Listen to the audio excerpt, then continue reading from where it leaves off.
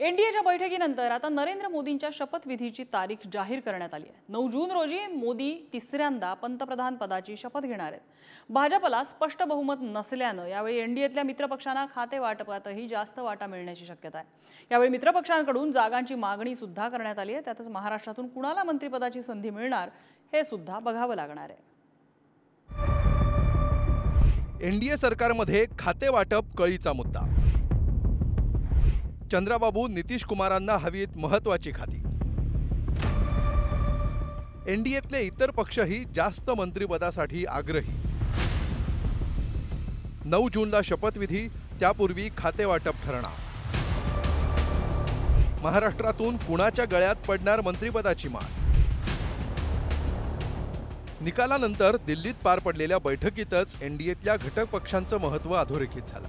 या बैठकीत नरेंद्र मोदी यांच्या शेजारी बसण्याचा मान चंद्राबाबू नायडू, नितीश कुमार आणि एकनाथ शिंदेंना मिळाला। या बैठकीत मंत्रिमंडळाच्या खाते वाटपाबाबत चर्चा झाल्याचं सांगण्यात येत आहे। या बैठकीत एनडीएचे घटक पक्ष जास्त मंत्रिपदासाठी आग्रही असल्याची माहिती आहे। दुसरीकडे महत्त्वाची खाती आपल्याकडेच ठेवावी असा भाजपचा आग्रह दिसतोय। यात अर्थ, गृह, संरक्षण, परराष्ट्र मंत्रालय या खात्यांसाठी भाजपा विशेष आग्रही असेल।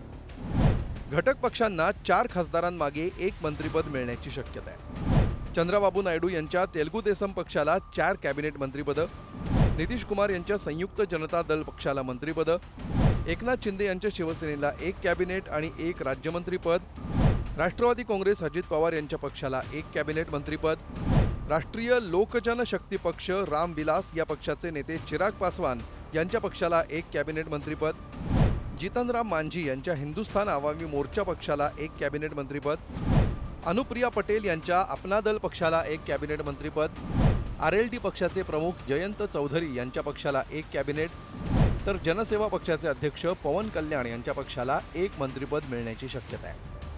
पंतप्रधान मोदींकडून खाते वाटपासाठी 3 जणांवर जबाबदारी देण्यात आली आहे। अमित शहा, राजनाथ सिंग आणि जेपी नड्डा यांना मित्रपक्षांशी चर्चा करायला सांगण्यात आलं आहे। खात्याची अपेक्षा आणि कोणती खाती देऊ शकतो यावर घटक पक्षांशी स्वतंत्र बैठक होईल, त्यानंतर यादी तयार होणार आहे। शुक्रवारी एनडीएच्या सर्व खासदारांची बैठक दिल्लीत होणार आहे, तर 9 जूनला शपथविधी पार पडेल। केंद्रीय मंत्रिमंडळात खाते वाटपाच्या संदर्भाने जेव्हा चर्चा सुरू झाली तेव्हा महाराष्ट्रातून कुणाची वर्णी लागणार याची जोरदार चर्चा सुद्धा राज्याच्या राजकारणात सुरू आहे। यामध्ये नितीन गडकरी, नारायण राणे या भाजपच्या नेत्यांची केंद्रीय मंत्रिमंडळात वर्णी लागण्याची शक्यता व्यक्त केली जाते। तर दुसरीकडे सुनील तटकरे, प्रफुल्ल पटेल यांच्याही नावाची जोरदार चर्चा आहे। या सगळ्या महाराष्ट्रातून असलेल्या खासदारांच्या नावांची चर्चा, मंत्रिमंडळात वर्णी लागण्याची चर्चा सुरू असताना शिंदेंच्या शिवसेनेच्या कुणाला संधी मिळणार हाही प्रश्न चर्चेला जातोय। यामध्ये एकनाथ शिंदेंचे सुपुत्र श्रीकांत शिंदे, त्यासोबतच प्रतापराव जाधव यांना मंत्रिपदाची लॉटरी लागू शकते अशी दिल्लीच्या राजकारणात जोरदार चर्चा आहे। एनडीएच्या नव्या मंत्रिमंडळात महाराष्ट्रातून कुणाची वर्णी लागेल याचीही चर्चा आता रंगू लागली आहे। भाजपाकडून नितीन गडकरी, पियुष गोयल, नारायण राणे आणि उदयनराजे भोसले, शिंदेंच्या शिवसेनेकडून प्रतापराव जाधव, धैर्यशील माने, श्रीकांत शिंदे, तर अजित पवारांच्या राष्ट्रवादीकडून प्रफुल्ल पटेल आणि सुनील तटकरे यांची नावं चर्चेत आहेत। अब की बार मोदी सरकार नाही तर गठबंधन की सरकार, आणि त्यामुळे भाजपला आता 2 पावलं मागे जावं लागणार आहे।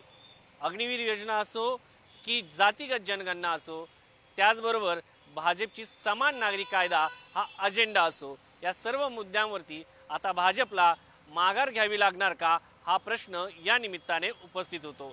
नितीश कुमार, चंद्राबाबू नायडू हे सोबत आल्यानंतर आणि त्यातच भाजपला जागा कमी असल्यानं आता भाजप नक्की काय भूमिका घेतं हे पाहणं महत्त्वाचं आहे।